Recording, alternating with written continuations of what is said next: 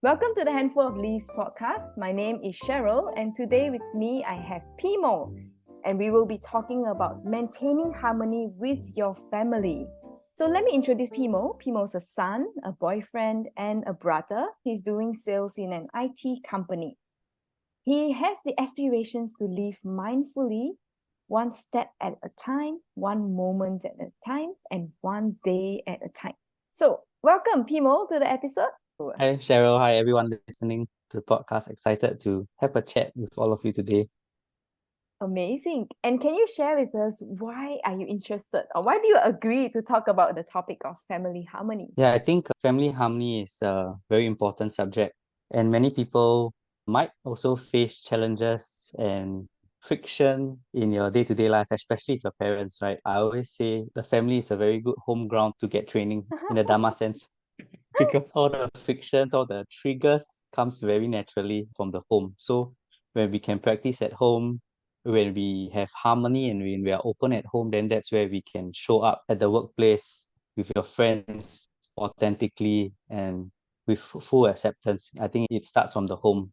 There's this phrase that every family has its own drama, right? They know where to push the hot buttons that no one else outside can push.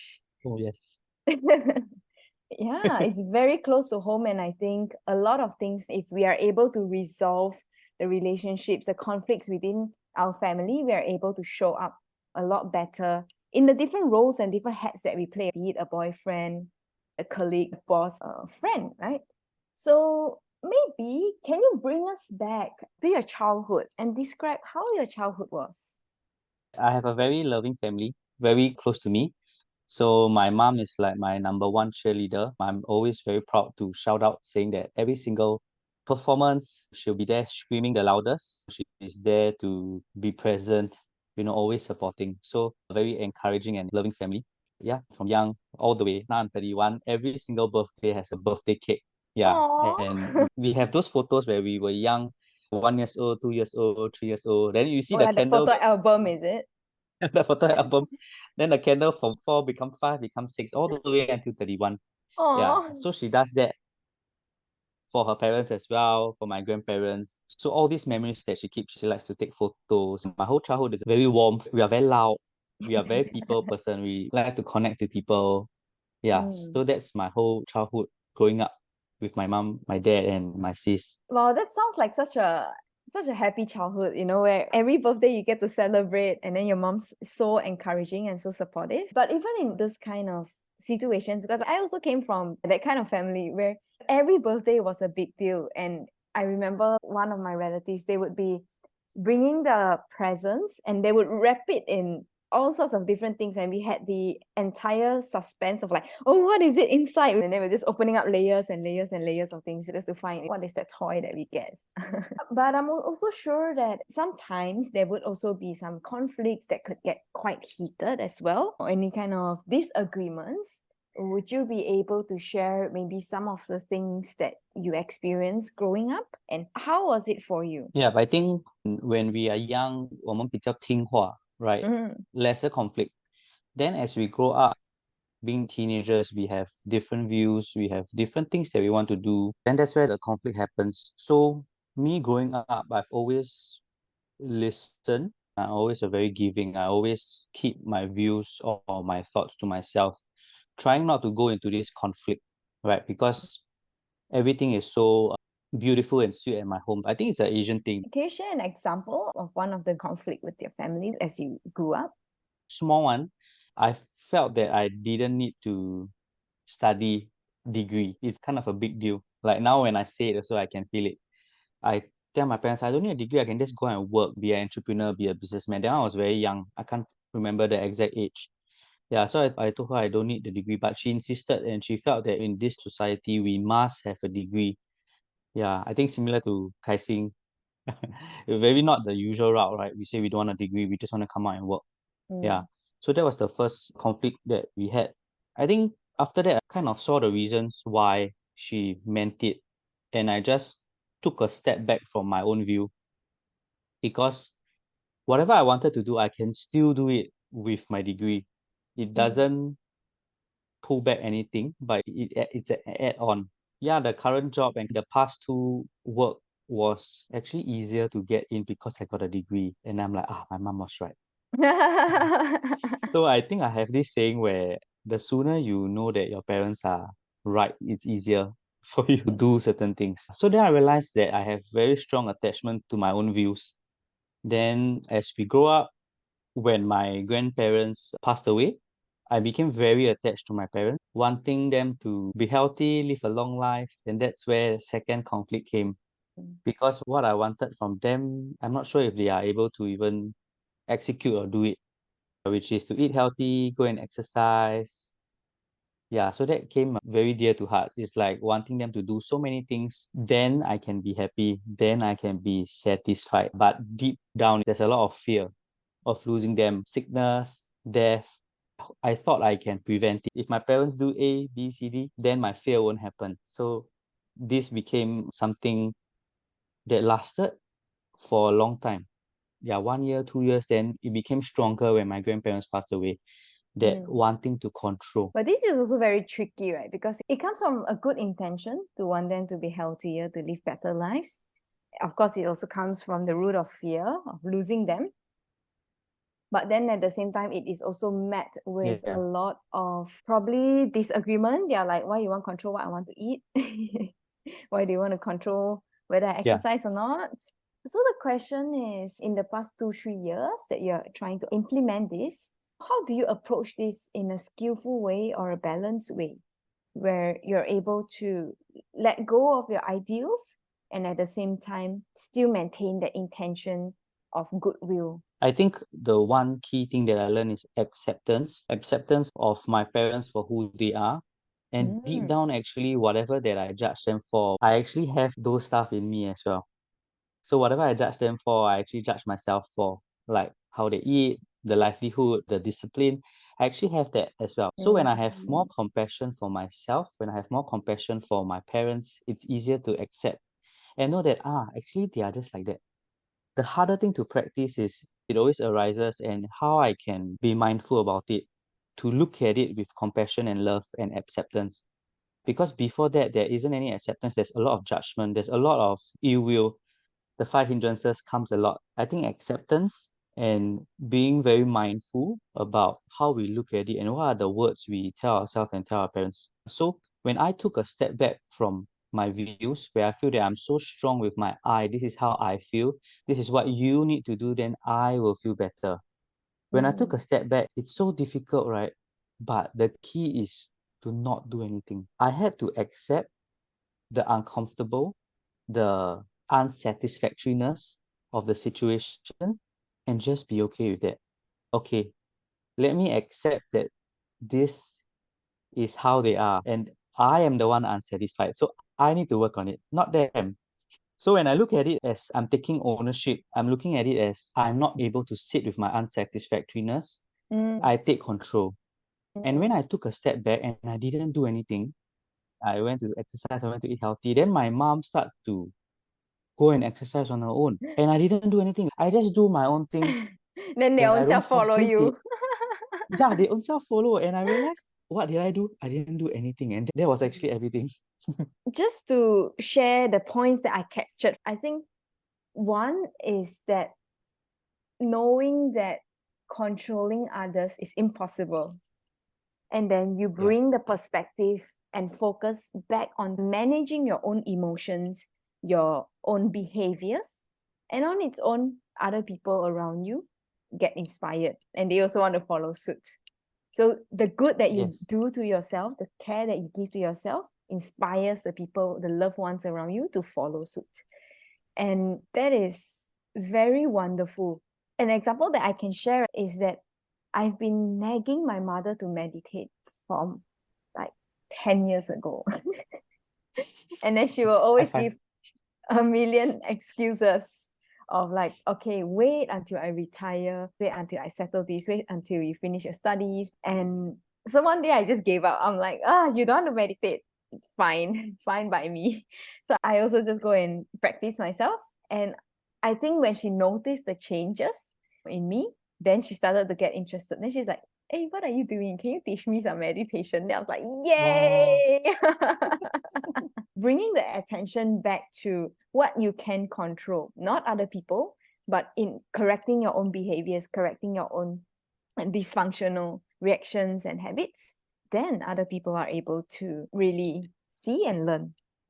One more thing that you shared that I really like is the fact that there are things that you complain about your parents, they are actually a reflection of the things that you don't like about yourself.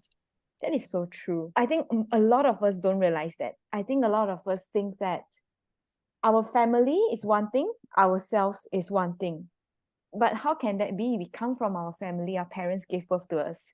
What we have comes a large part from what they have. Totally. So learning to accept that these parts of ourselves, these fingers, come from their DNA. This hair, this face, these features come from their DNA. The way we speak, the way we talk is very, very conditioned because they are the first teachers that we have as well. Hating our parents or disliking our family, or even, feeling that we are better than them, it's like spitting into the sky where the spit will always fall back to your face. You cannot run away Yeah. from it. Yeah, totally. And so it was very wise of you to be able to realize, oh, I need to accept. And acceptance could mean a lot of things, but for you, it meant doing nothing. Just stop your controlling. Yeah, it's a journey, It wasn't so easy to start. I had a life coach. I think you met him before, Jeremy. He shared about acceptance and all that. But after the session was over, I needed something to hold on to, like a refuge, something to continuously learn and practice and always ponder whether it has helped me on my day to day. And that is Buddhism and mindfulness and meditation all together. Yeah, so that helped me to consistently be on a journey of getting better.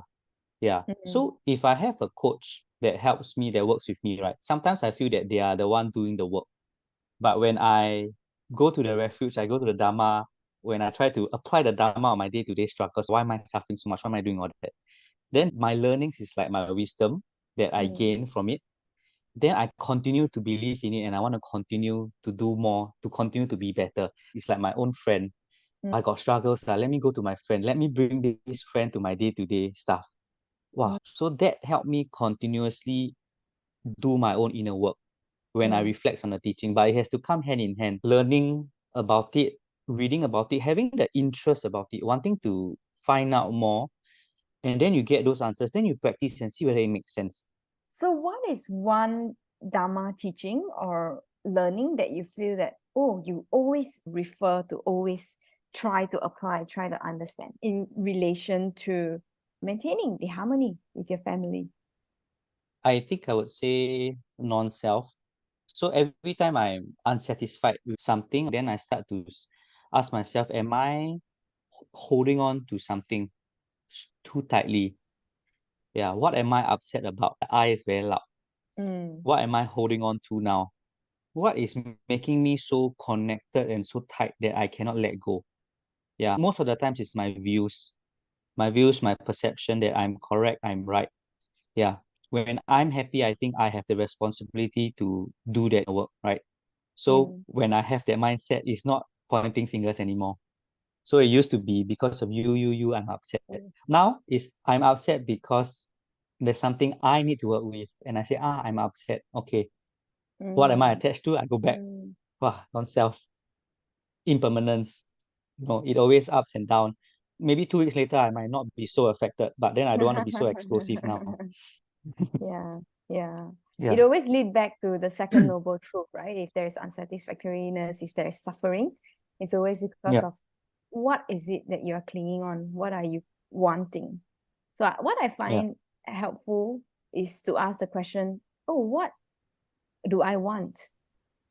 And then that's where you find, okay, I want this, I want that, blah, blah, blah. And it always boils down to, I want something that is different from the present moment. I want my parents to be different. I want them to do something else. It doesn't go back to accepting things the way it is. That is so true. Yeah.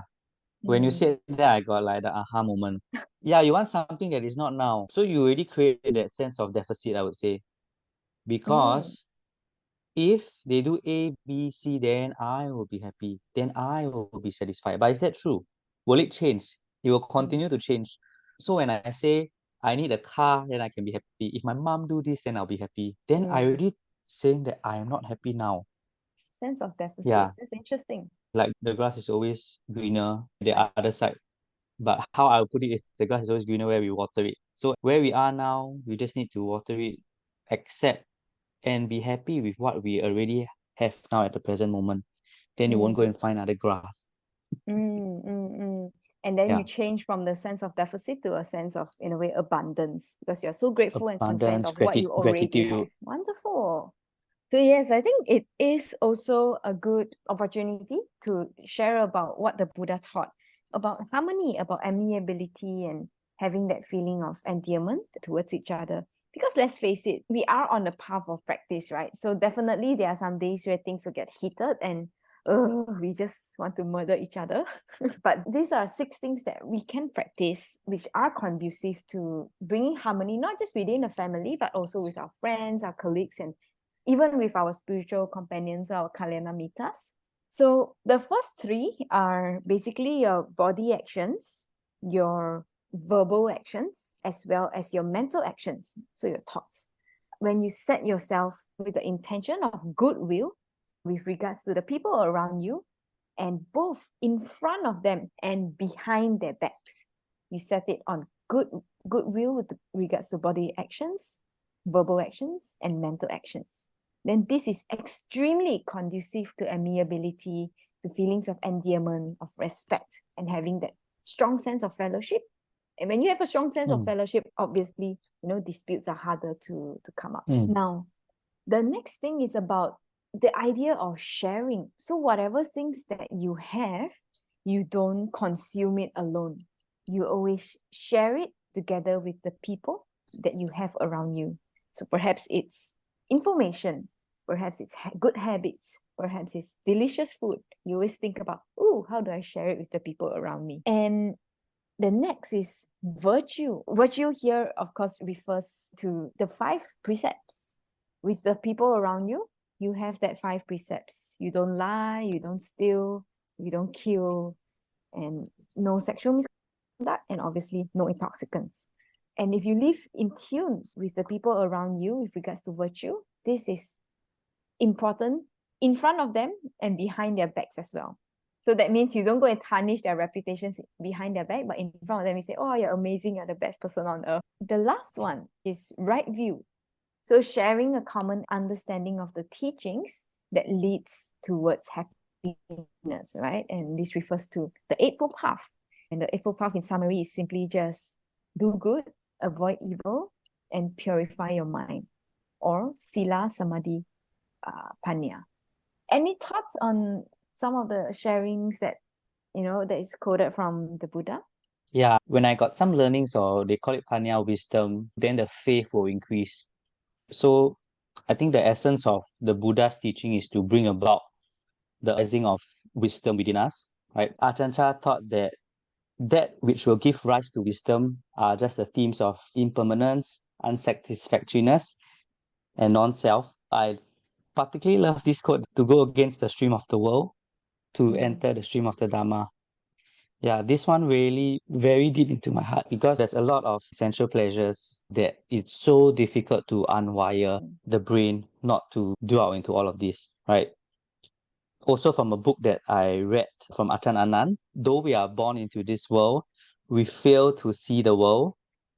We become addicted to the world, addicted to form, sounds, smell, flavors, tactile sensations, which are desirable and pleasing.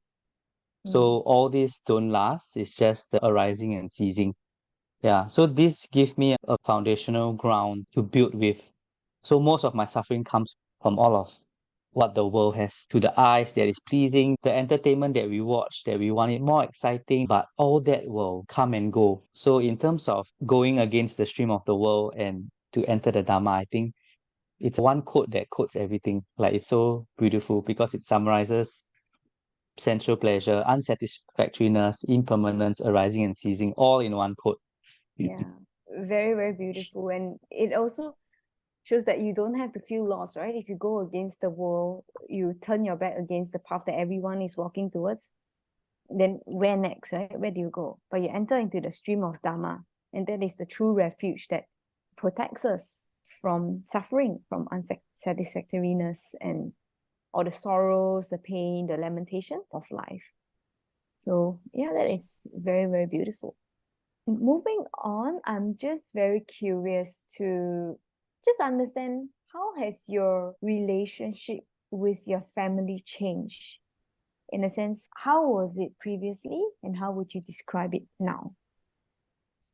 Previously, at the part where there is a lot of controlling, that part wasn't very good. So I had a lot of ill will. I couldn't smile. Loving kindness wasn't there.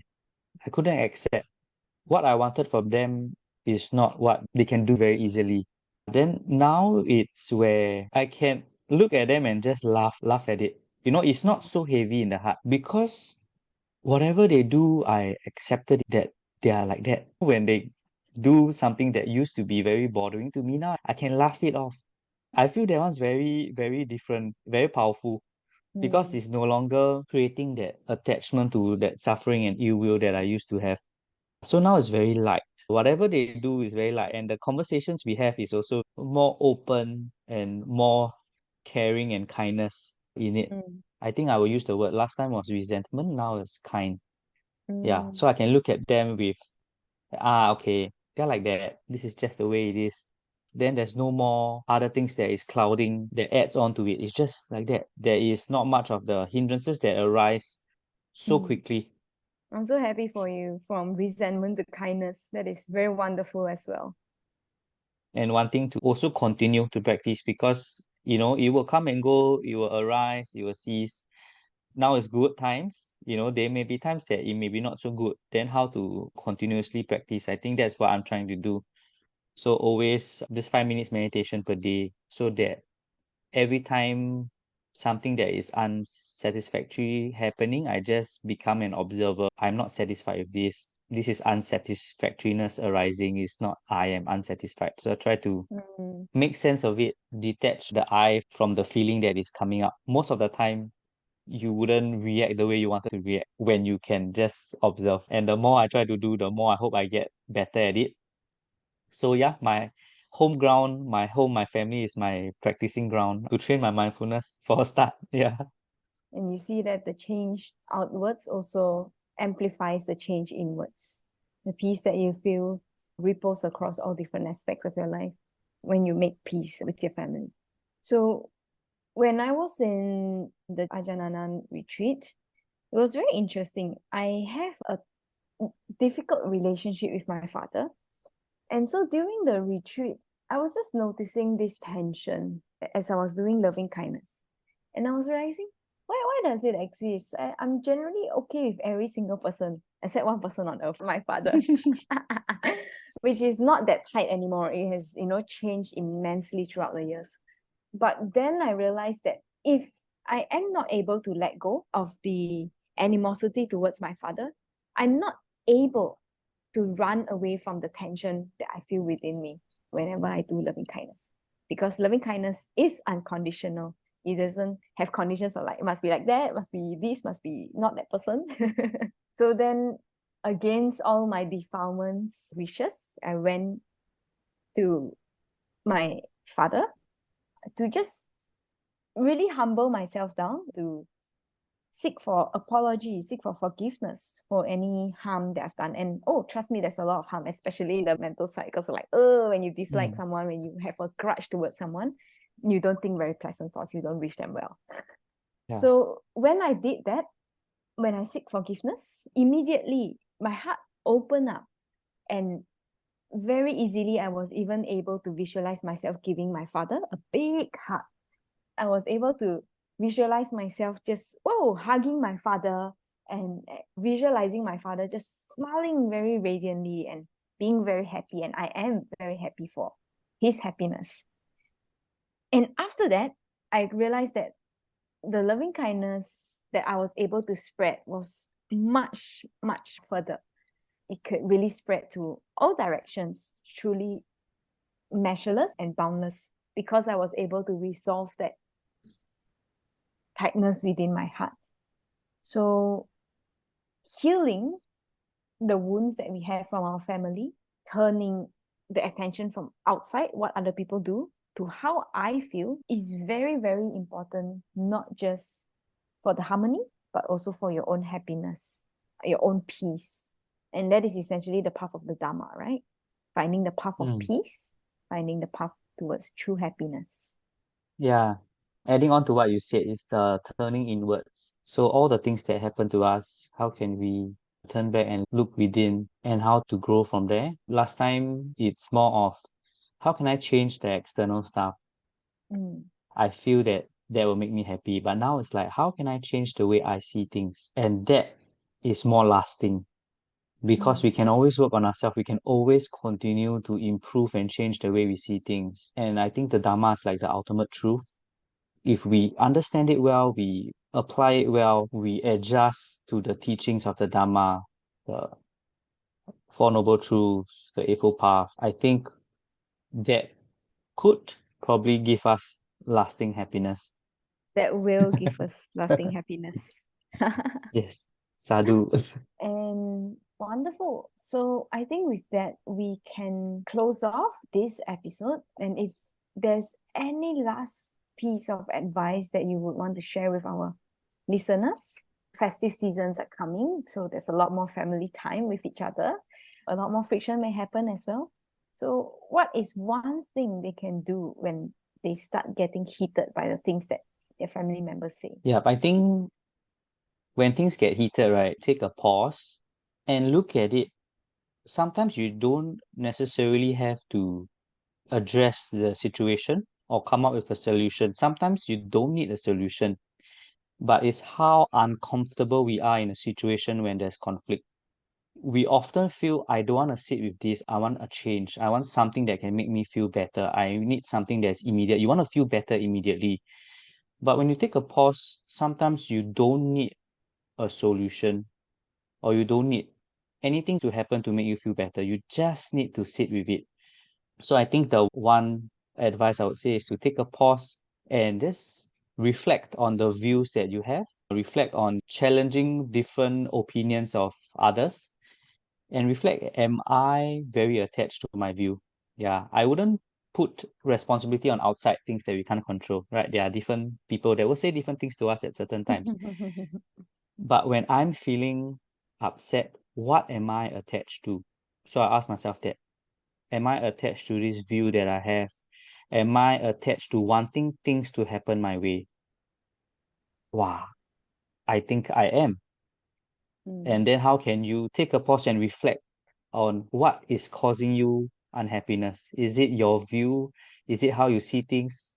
Or is it the people around you that you think they are the one causing you suffering?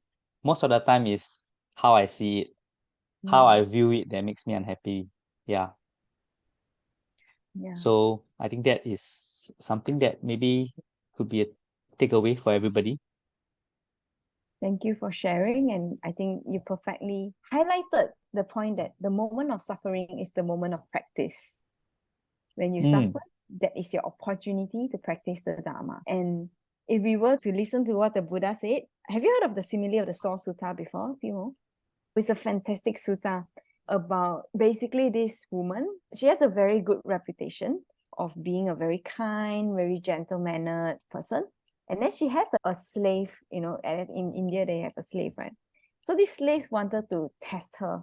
And the slave every day will wake up later and later and later just to annoy this woman because she was like, wow, she's like no temper one leh. So let me try and see whether she has a limit to her temper. So she triggered this lady. She every day wake up late, and then the person asks, "Hey, why you wake up late?" She's like, "No reason, don't know, just for fun." So one day, this lady got very angry, and then she hit her, hit the slave, and then the reputation of her changed. Everyone started to say, "Oh, she's a mean person. She's quick to anger, etc., etc." So the Buddha shared this very, very wise thing, which is that there are 5 ways that people can address you. They can speak to you in 5 different ways. The first is timely or untimely. So maybe you're very stressed and someone come and nag at you, right? Or maybe your mom does that. So timely or untimely. Second, true or false. They could be lying to your face, or they could be the most honest person on earth. And thirdly, they could say it in a very affectionate way, very gentle, or they could be very harsh. They could be yelling at you.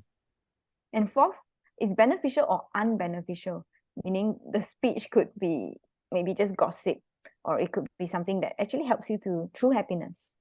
And Mm. fifth, the person could be speaking with a mind of goodwill, or the person hates you and just speak with you like, oh, I freaking hate this person.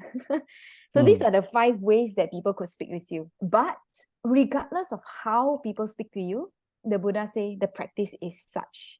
Our minds should be unaffected, and we will say no evil words. We will remain sympathetic to this person's welfare, and with a mind of goodwill, with no inner hate, we will keep sending the person goodwill, and beginning with this person in front of us that's speaking with us, we also share it to all sentient beings, abundant, expansive, immeasurable, free from hostility and free from ill will. That's how we should train ourselves. Wow. Yeah. Wow, this sutta really suits today's episode.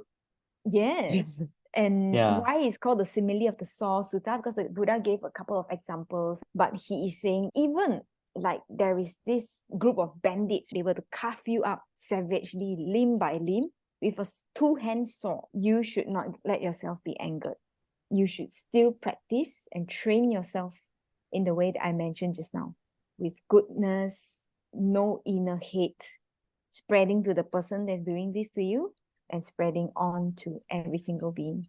Free Mm. from ill will, free from hostility. That's how the Yeah. Buddha says everyone should train ourselves.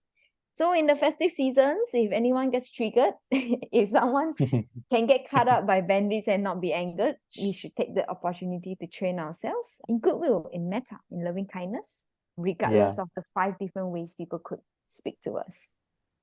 Sadhu, sadhu. Wow, this is very, very powerful. It's like a Sadhu. thing that, we should continue to look at. Anytime we see anything, go back and look at it and practice. Yes. Yes, Yes. yes. Thank you for sharing. Thank you. And with that, we come to the end of the episode. If you enjoyed this episode, feel free to like and share and give us 5-star rating on our podcast. And we are also experimenting with a lot of video content. So feel free to comment what you think of it. If you'd like to see more video, less video, let us know. And until then, we will see you in the next episode. Stay happy and wise. Bye bye.